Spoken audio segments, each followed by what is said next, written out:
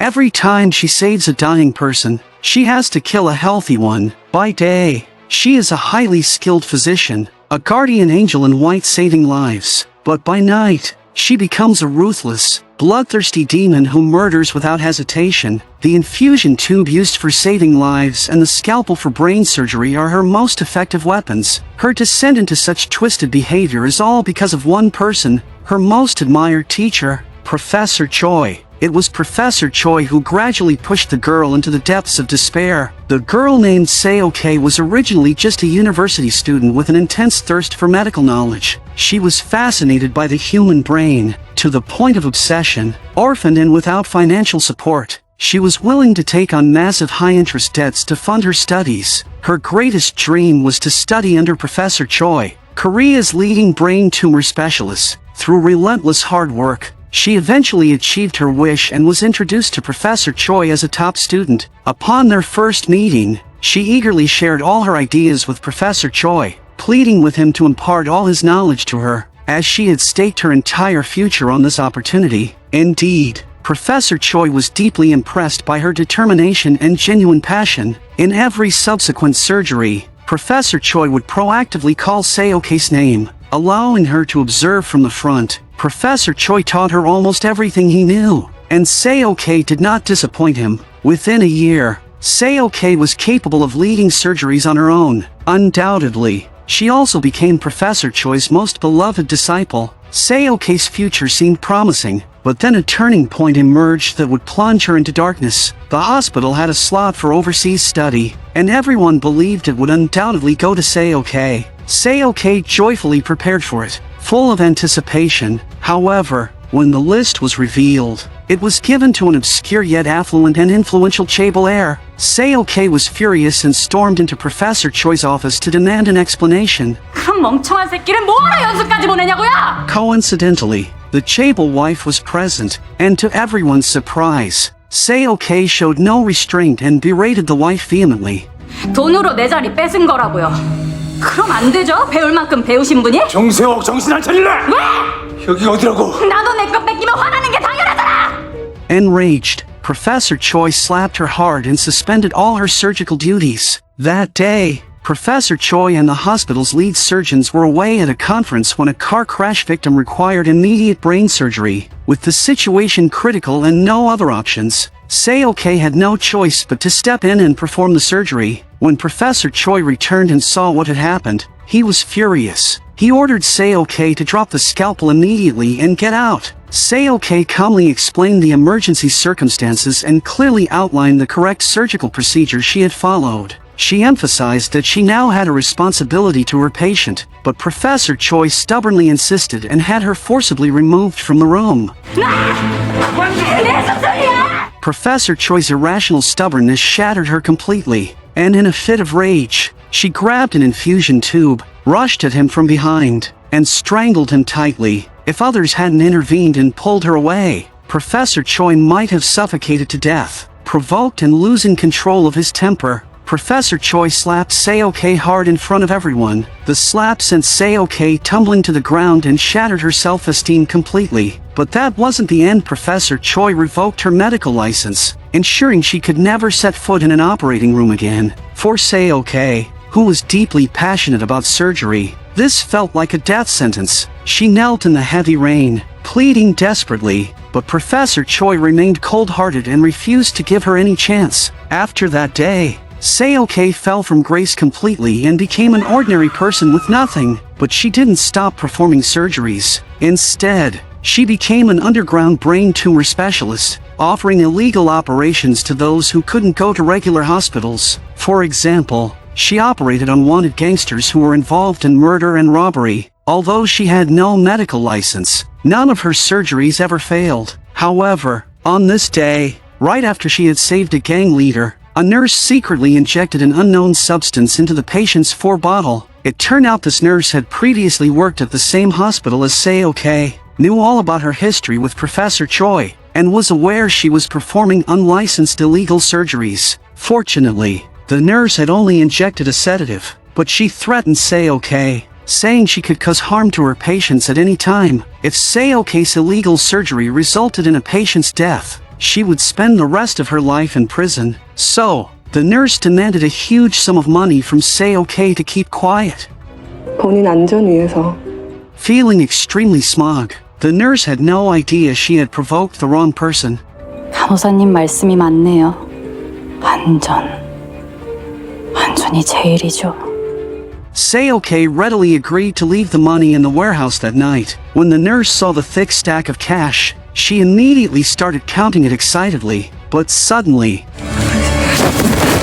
Seok strangled his neck tightly with an infusion tube, showing no panic but a pleased expression, clearly indicating this was not her first time killing someone. After that, she stuffed the stack of cash into a donation box, because in her view, helping society eliminate trash was a virtuous deed. Then, her assistant helped her bury the corpse. The assistant was once a patient she had saved, and since he couldn't afford the medical fees, he had stayed by her side as a helper. Timid and cowardly, he always urged Seok not to kill, yet every time she took a life, he would help cover up the aftermath. In addition to performing illegal surgeries, Seok also ran a legitimate small clinic, where she often provided free medical care to lonely elderly people. In the eyes of her neighbors, she appeared beautiful and kind-hearted, with no one seeing her demonic side. She caught the attention of a troublemaker from the neighboring restaurant, who wore an electronic ankle monitor, clearly just released from prison.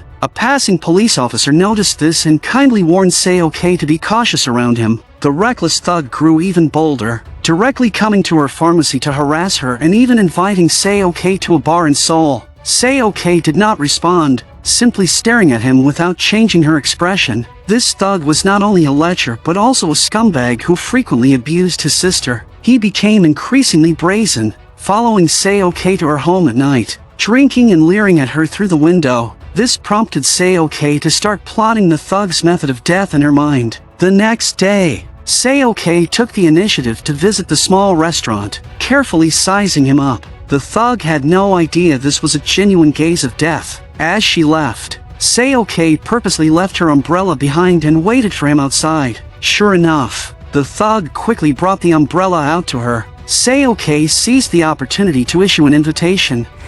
발질 뗐다니까 축하주 한 잔 사야겠네. 내일 봐요. The thug was overjoyed, grinning from ear to ear. The next day, he pedaled his bicycle, embarking on his final journey. Just then, a small red car pulled up slowly beside him. When the window rolled down, he saw it was his crush, little knowing it was the angel of death come to claim him. He got into Seok's car and trustingly drank the beverage she had prepared. Seok bought a roll of plastic sheeting and had him help carry it back to her home. The man eagerly tried to impress Seok, completely unaware that he was dragging his own body bag. By now, he was drenched in sweat, so Seok kindly helped him remove his clothes and brought a towel to wipe him down. The man inhaled deeply with a look of pleasure, then grew drowsy and passed out. When he woke up again, he found himself gagged and bound. The man finally panicked, but by then, it was too late to escape, and Seok, sitting on top of him, showed him her final act of tenderness. 괜찮아. Then, he took out a knife, and with a swift, clean motion, severed the scumbag's carotid artery, watching the man struggle in agony amidst the spurting blood until he died. Seok finally revealed a long-lost smile. She enjoyed the sense of accomplishment from saving lives and surgery, but she relished the thrill of killing even more. Immediately after, her assistant promptly helped clean up the blood all over the room and burned all of the man's identification documents. Meanwhile, Seok dragged the man into the woods and buried him in a large pit. Their coordination was seamless. After this scumbag disappeared, the community regained its peace, and her sister's face finally showed a smile. How could this not be a good thing? Seok's heart was also greatly comforted. However, soon enough, the arrival of an uninvited guest shattered Seok's peaceful life. Once again, it was Professor Choi, the teacher who had once ruined him. The professor seemed to have lost his former arrogance and even thoughtfully bought Seok his favorite flavor of cake. He would not visit without a reason. Professor Choi had actually come to ask Seok for a favor. Professor Choi had developed brain cancer, with the tumor located in a very tricky spot, and only Seok could perform the surgery. He had been secretly following every one of Seoke's surgeries and knew that his skills had only improved. Hearing this, Seoke found it utterly ridiculous. He wanted him dead more than anything, so how could he save him? Moreover, it was because of him that Seoke lost his medical license, and now he had the nerve to ask him to perform the surgery. Professor Choi offered no apology for what happened back then. Instead, he commended Seoke that he must do the surgery, or else he would report his illegal surgeries to the police. This threat was undoubtedly like tearing open Seoke's old wounds and rubbing salt in them, filling him with extreme rage. 어떻게 해서든 나를 꺾으려고 했지. 아예 아무것도 못하게 잘라버리지 그래요? Left speechless by the retort, Professor Choi could only tactfully leave for the time being. As luck would have it, right after stepping outside, he suddenly had an attack. He frantically tried to get the painkillers from his bag but accidentally dropped them on the ground. He struggled to reach for them, but Seoke, passing by, simply kicked the bottle away. The very enemy he had once begged on his knees in the rain was now humbly crawling at his feet. This time, Seoke felt no sympathy at all and cruelly crushed his special medicine underfoot. She laughed while stomping on it, releasing the pent-up grievances in her heart. Feeling an immense satisfaction, it wasn't until the assistant appeared that she was interrupted. Professor Choi, in unbearable pain, passed out. Fortunately, the assistant called an ambulance for him. Otherwise, he would have surely met his end right at Seoke's doorstep that day. Seoke would soon come to regret the decision he made that day. The next day, Seoke's clinic was mysteriously shut down,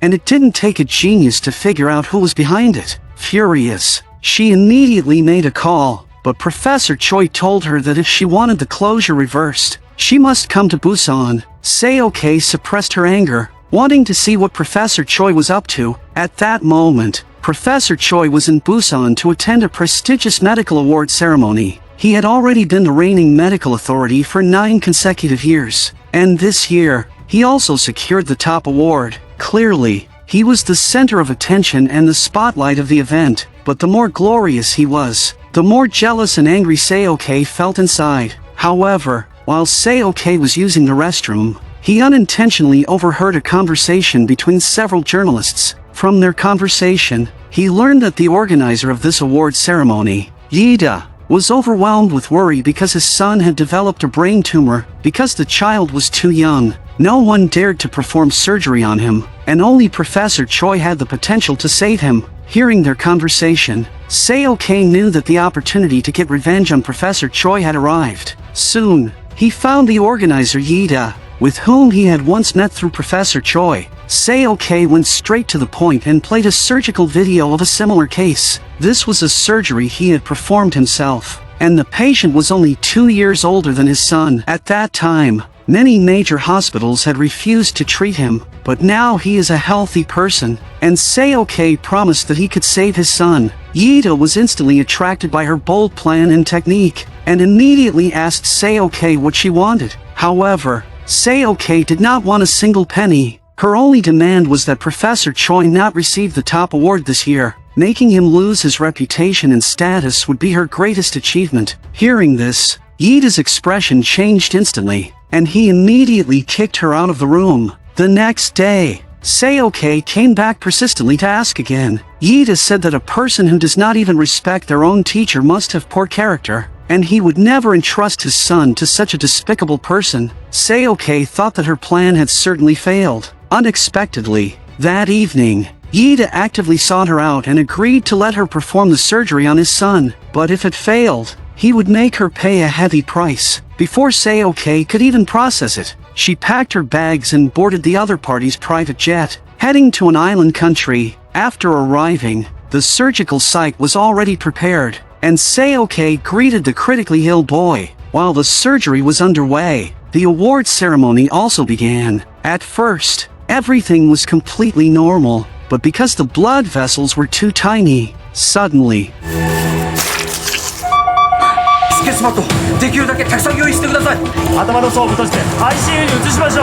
Everyone panicked, and when Yida burst in, he was instantly terrified upon seeing the blood all over the floor. If this surgery failed, it meant that his son would never wake up again, but Seoke remained calm under pressure. not stopping the scalpel in her hand for a moment, racing against time, and as expected, the award ceremony changed the winner in advance. Professor Choi actually lost, and the award was given to a doctor who could not be compared to him. The venue fell silent, as if all of this was unbelievable, but it was Professor Choi who initiated applause, breaking the awkward atmosphere. At this moment, Seok had already flown back from the island country, looking at him with a smug expression. It turned out that the surgery was successful, and she rushed back to mock Professor Choi and show off to him. She had thought that Professor Choi would be frustrated and curse at her, but instead, Professor Choi was unusually calm, while Seok felt somewhat disappointed. And at this moment, she did not know that her success in performing the surgery on Yita's son was entirely due to Professor Choi's support behind the scenes.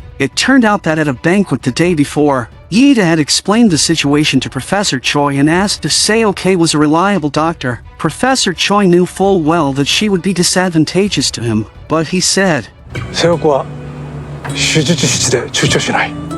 失敗するなんて考えない。一度も失敗したことがないし。一度も。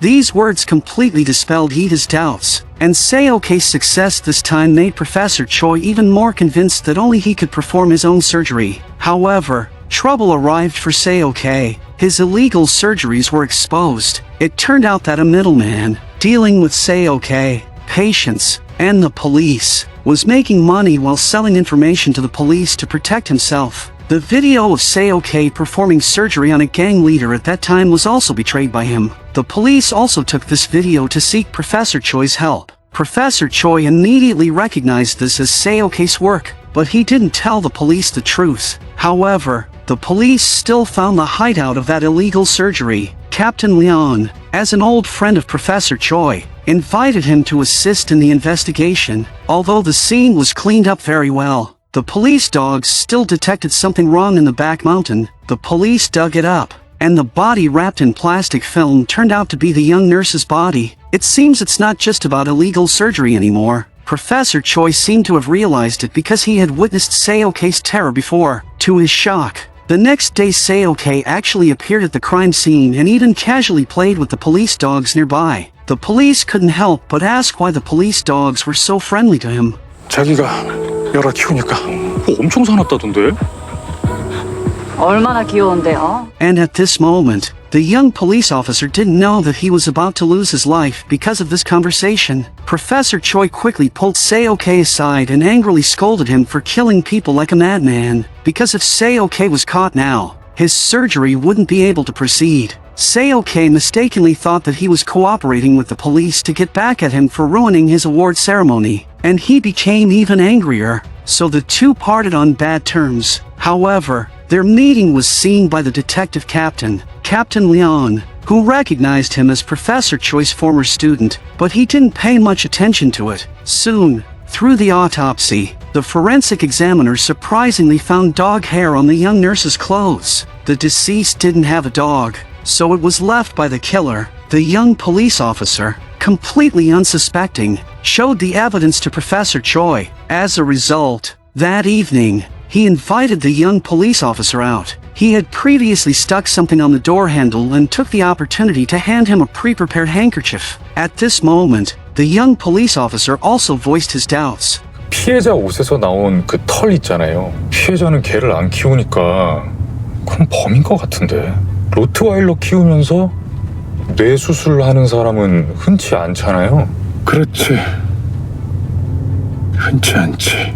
The next second, he lost consciousness. At this moment, Professor Choi's true nature was finally revealed. In fact, he is a more brutal devil than Seok. It turns out this wasn't his first time killing someone. Once, he tried to murder a classmate he disliked during an operation, but Seok saw through his plan. Seok didn't want him to be shamed in his medical career, so when handing him the scalpel, he intentionally cut him, and Seok took over to ensure the surgery proceeded smoothly. Seok originally wanted credit, but he didn't expect Professor Choi to hold a grudge against him because of it, because being caught by his favorite student having murderous thoughts was such a shameful thing. That's why he tried every means to drive Seok away. That disliked old classmate didn't escape either. After he was discharged from the hospital, Professor Choi cut his carotid artery with one swift move. He was more efficient than Seok, and he even thoughtfully handed his old classmate a tissue to press on the wound. The old classmate, in disbelief,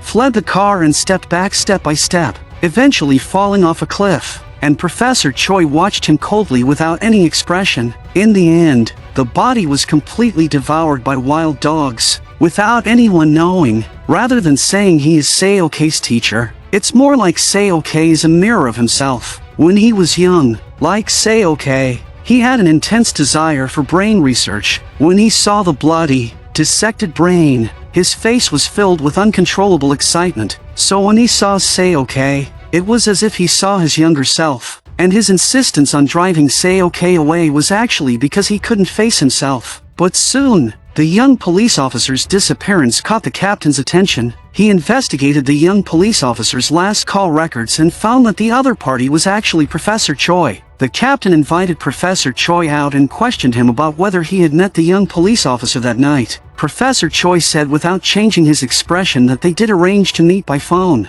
but later something came up and they didn't meet. At this moment, a colleague also called and said that they had checked the nearby surveillance footage and inquired with Professor Choi's butler, confirming that Professor Choi had been at home all last night. It turned out that when the butler delivered the meal last night, he heard the sound of showering inside and mistakenly thought Professor Choi had been at home all along. In reality, that was all an illusion created by Professor Choi. At that time, he had already come out through a secret door and gotten into his luxury car hidden in another garage. He is meticulous and thorough in his plans, never allowing himself to be cornered. But now, there is another person who can threaten Seok, and that is the wavering middleman. Professor Choi tried every means to contact the middleman, wanting to sound him out, and sure enough, regarding the death of the little nurse, he had pretty much guessed it. 교수님도 그 정땡땡 찾고 있는 거 아닙니까? 좀 이따 양현관 만나기로 했는데 저부터 만나시죠. Professor Choi asked him to meet first, promising that he would not be disappointed. Lured by the great temptation, the middleman quickly showed up. Professor Choi proposed that he had a big client who needed a secret surgery and wanted him to help find Seok to be his assistant, and his reward would naturally surpass that of 10 surgeries. Sure enough, the middleman was tempted. When the police called again, he began to make excuses. Clearly, he was temporarily siding with Professor Choi again. In order to completely clear Seok's suspicion, Professor Choi actually set fire to Seok's doghouse, burning it to ashes along with the 3 dogs he raised. That was Seok's only solace in this world. They were like family that kept him company. However, the unaware Seok was furious and immediately called to arrange a meeting with Professor Choi. The next moment, Seok drove a pickup truck and crashed into Professor Choi's luxury car, but she was still not satisfied, so she stepped on the accelerator and slammed into it again.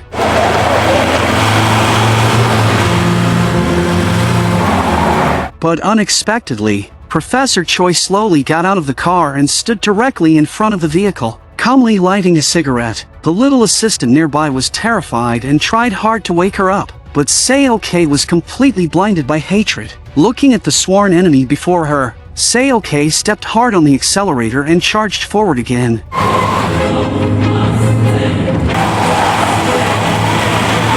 In the end, Seok still couldn't bring herself to do it. She was immersed in the pain of her dog's death, unable to move on for a long time, as if her entire world had been emptied. For the first time, she cried bitterly in grievance, but just then, the middleman came over and proposed a new collaboration. But Seok already knew what kind of person he was and did not want to have any further involvement with him. However, the loan shark debt that Seok borrowed during college was from him, and now with compound interest, it has reached 100 million Korean won, so it's not up to Seok to decide. Only she didn't know that the doctor she was about to collaborate with was actually her teacher. At this point, it was too late for Seok to back out. This was a long-awaited collaboration between the teacher and student after 4 years. They were arranged on a huge ship. They were to sail the ship into international waters and secretly perform a brain tumor removal surgery. Because the other party was the supreme leader of a cult,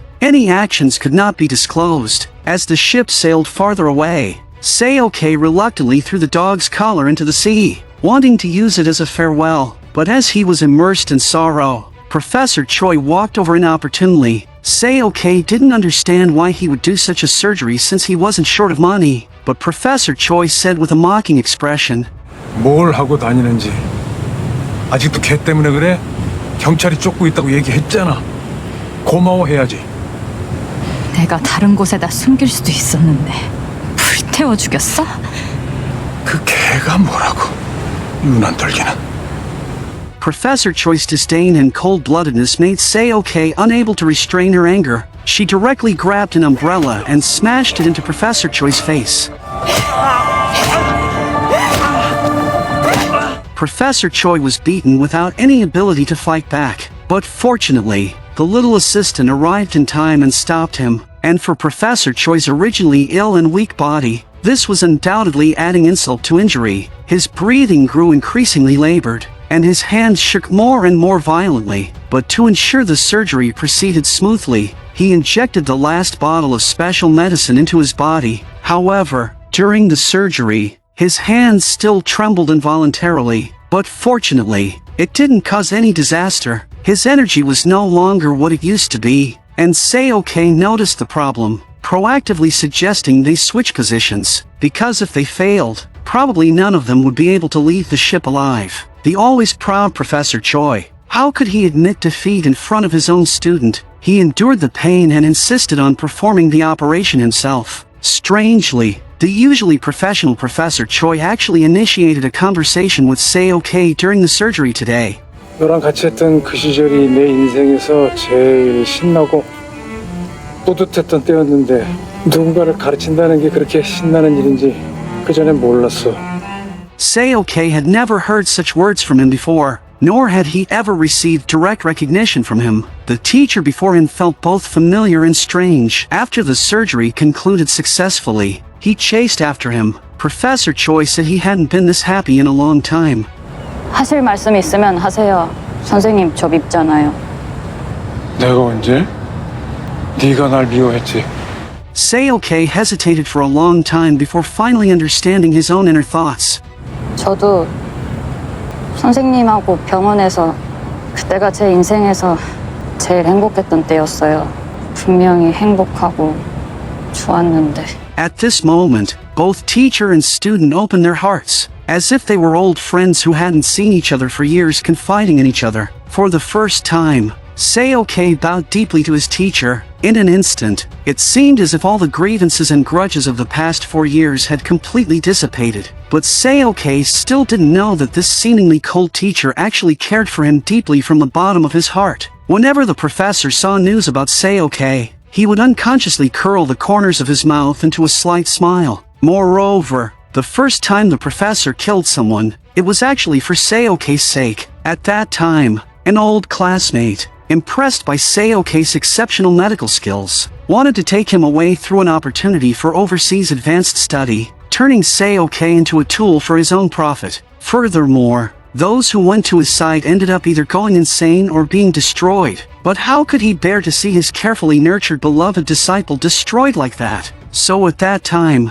he didn't give the opportunity to Seoke, which was actually a way to protect him. And later, he still killed the old classmate because the latter hadn't given up on the idea of harassing Seoke. He wanted to use his own life to protect Seoke. However, as soon as they got off the ship, the broker changed his mind again, planning to hand Seoke over to the police. But Seoke sharply sensed something was wrong, feigned a headache, sent the little assistant away to buy medicine for him, and then, taking advantage of the inattention, escaped from the broker's sight. After the broker successfully made contact with the police, he found that Seoke was missing.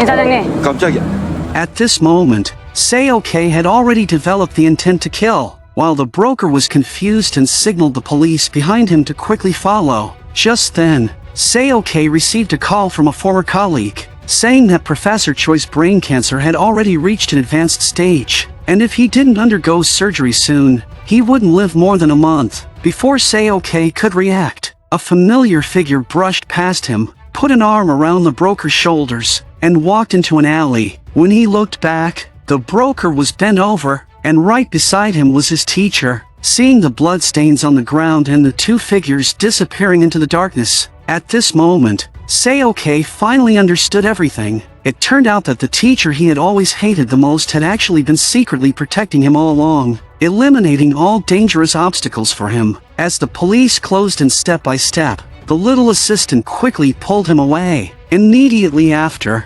Seoke received a text message from his teacher, telling him to go to a designated location to pick up car keys. The teacher had already prepared a car for him, along with license plates and a large amount of cash, telling him to run away quickly. At this moment, Seoke had cast his own life and death aside, and he decided to perform the surgery for his teacher. He asked a friend to find an operating room, planning to inform his teacher once everything was prepared. Unexpectedly, the broker's death caused a huge sensation because the manner of death was too astonishing. The murderer used a small surgical knife to precisely stab into his spleen between the ribs, causing internal bleeding in the abdominal cavity. This method neither caused the victim to bleed profusely on the spot and attract attention, nor did it make him lose consciousness immediately due to excessive blood loss. 뭐 피해자도 적당히 의식이 있어야 걷든 걷게 시키든 할 거고. 더 걸을 수 있어. But this also made the police realize that the murderer must have studied medicine and possessed extremely superb medical skills. However, the surveillance footage only captured Professor Choi's back, so they could only start with an investigation. But at this time, the police captain was deeply troubled, because at that time, he had actually clearly seen Professor Choi, but he didn't reveal this fact. Instead, he turned around and separately arranged to meet Professor Choi, directly getting straight to the point and asking the doubts in his heart. 민 사장 왜 죽였냐? 아무리 생각해도 이해가 안 돼서. 너 정도 되는 놈이 왜? 어? 불법 수술이 웬 말이냐? 완일이도 너지. Hearing this, Professor Choi couldn't help but laugh, and he didn't deny any of it. 양동형, 이제 우리 서로 모르는 게 없다. 같이 죽을까? 나는 그래도 되는데 너는 식구들 두고 감옥에 가도 돼? It turned out that Captain Leon also had leverage in Professor Choi's hands. He often secretly tampered with evidence, then turned around and accepted bribes from suspects. If these actions were exposed, Captain Liang's life would be ruined. Could it be that he had no chance of winning? After returning, Captain Leon repeatedly watched the surveillance video, and he finally noticed that familiar figure Seoke. He suddenly remembered that this girl was once Professor Choi's student. Soon, he summoned Seoke for questioning. 너구나, 최덕희 아킬레스건이 불법 수술을 하러 다닐 이유가 없는 거였거든. 그게 바로 너였다는 거다. 최덕희가 민 사장을 죽인 이유가. Now, the captain had pieced everything together, but with no evidence. He had no choice but to release Seoke for the time being. However, Professor Choi soon found out that the captain was targeting Seoke. He invited the captain to his secret warehouse. As soon as the captain entered, he saw a refrigerator locked with chains. When he opened it, he was shocked it was the young policeman he had been desperately searching for, but now frozen into an ice sculpture. Professor Choi slowly emerged from the darkness. He not only confessed to each of his murders one by one, admitting that he killed the intermediary, the young policeman, and even the nurse, but he also took full responsibility for the illegal surgeries. He said that hospital work was too dull, and he did all this to seek more excitement. He completely separated Seoke from everything, taking all the blame upon himself. 그래서 어쩌자고? 넌 수사를 계속해. 나를 잡아. Meanwhile, Seoke had already secured an operating room and informed Professor Choi of the surgery time. On the day of the surgery, Professor Choi was nowhere to be found. It was Professor Choi's friend who came to inform them that he insisted on postponing the surgery for a month. 1 month later would be the time of his death. If they waited until then, not even a miracle could save him. But this was exactly what Professor Choi wanted. He intended to let his condition worsen before the surgery, because he wanted his life to end on the operating table. In fact, even before he found Seoke, He already knew that this was a surgery with zero chance of success, yet he insisted on having Seok as his surgeon because he wanted his death to be one final lesson for her. That lesson was to accept failure. Since Seok had never failed before, it had caused her to stagnate. Seok was the one person he couldn't let go of, and even in his final moments, he was thinking of what he could do for her. Meanwhile, Seok began frantically searching for him everywhere, but Professor Choi had cut off all contact and hidden himself away in a secret location. However, trouble never comes alone. The police also issued a warrant for his arrest. Once a highly respected top surgical expert, he was now a wanted murder suspect. Seok had no idea what had happened in between. He could only ask his gangster boss to help find him. The boss used all his connections and indeed managed to track down Professor Choi's address. But Seok didn't go directly. Instead, he sent the boss to pick him up. While he met with the police captain to ask what was really going on, the captain was brutally honest, revealing everything about the deal he had made with Professor Choi. It turned out that night in the warehouse, Professor Choi had promised not to expose the captain's misconduct, on the condition that he take all the blame himself, and that the captain would leave Seok alone from then on. Moreover, Professor Choi said that before his death, he would call the captain to turn himself in. 죽으면 공소권 없으므로 사건 다 정리되니까 그냥 죽게 둬. 그건 당신들 약속이지. 난 살릴 거야. 최덕희가 죽어야 내가 살아. 내가 자수하면서 당신이랑 선생님이랑 거래한 거 싹 다 까발리면 어쩌려고. Undoubtedly, this was also a threat to Seok. Now, the captain was forced into a difficult position. Just as Seok was about to leave, the captain deliberately drove his car into him. He dragged Seok out of the car and stomped hard on his hand. When Seok dodged, the captain tried to break his fingers to prevent him from performing surgery on Professor Choi. Seeing the situation turn critical, the young assistant quickly climbed out of the car and desperately shielded Seok. The captain, acting like a madman, kicked the assistant repeatedly. Hearing the assistant's screams, Seok's eyes turned fierce. He then pulled out a knife, turned swiftly, and stabbed the captain in the foot. Grabbing him by the collar, Seok delivered one more precise, fatal strike. Afterward, Seok called the gangster boss. 선생님이랑 지금 같이 있지. 전화 받으라 그래. 선생님 친구. 또? 같이 있어요. 바꿔주진 못하겠네. 그러니까 왜 도망은 쳐서 사람을 돌게 했냐? Professor Choi immediately sensed that something was wrong. He had no choice but to temporarily abandon his plan and rush to the scene. Seeing the gruesome scene, the trunk overflowing with blood, and the terrified assistant hiding behind the car, Professor Choi already knew what had happened. 세옥이가 결국 네 앞에서 죽였구나. Professor Choi picked up the car keys from the ground, wrapping them in a handkerchief. 잠이 와? 네가 백정이야? 경찰을 차려놓고 어쩌자는 거야? 한심한 선생. 도망치면 못 잡을 줄 알았어요? 얼굴이나 닦아. 너 혼자 처리할 수 있겠어? 아니요.